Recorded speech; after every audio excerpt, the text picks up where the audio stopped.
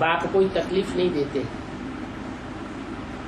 भले बच्चे नंबरवार पुरुषार्थ अनुसार न्यौछावर जाते हैं, लेकिन इसके लिए बाप कोई तकलीफ नहीं देते हैं। सिर्फ ये अंतिम जन्म पवित्र बनो ये कहते हैं, सिर्फ अंतिम जन्म, जन्म जन्मांतर की बात नहीं है। मैं आया हूँ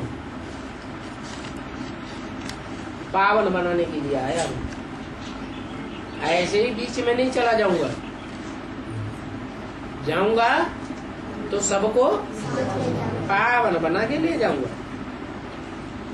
तो प्रतिज्ञा करके फिर अगर पतित बनेंगे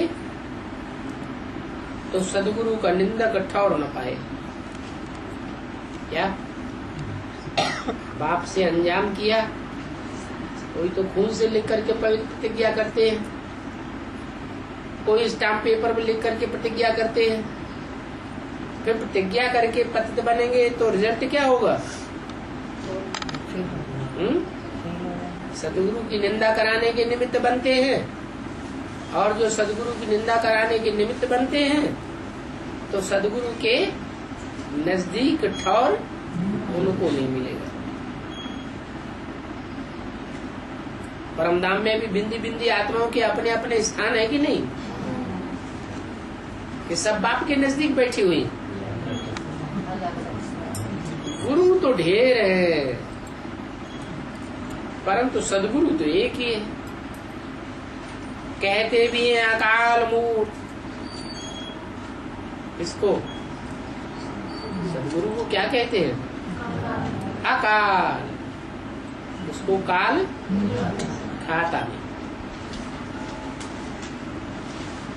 और सदगुरु साकार होता है या निराकार होता है?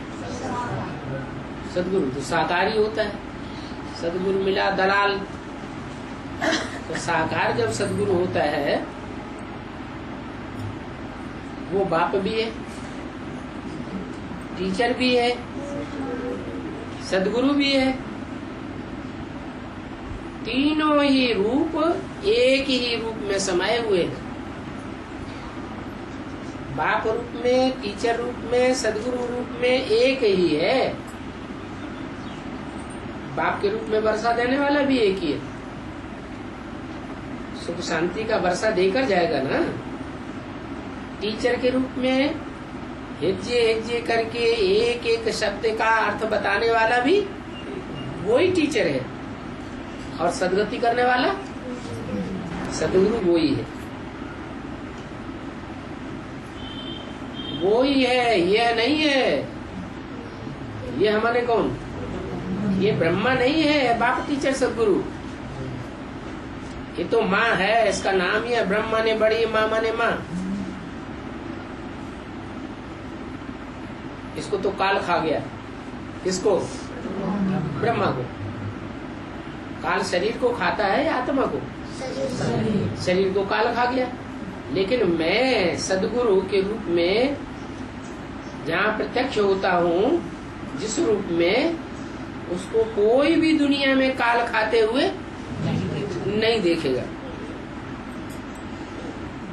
अकाल है ना, और फिर मूर्त भी है। क्या ब्रह्मा तो अमूर्त हो गए कि मूर्त है? तो अमूर्त हो गए, उनकी मूर्ति खत्म हो गई। आत्मा तो है, जो इन आंखों से दिखाई नहीं देती, उसको कहते हैं अमूर्त। लेकिन मैं तो सदगुरु हूँ, अकाल भी हूँ और मूर्त रूप भी हूँ। मूर्त माने जिसकी मूर्ति हो। चैतन्य मूर्ति या जड़ मूर्त? चैतन्य मूर्त।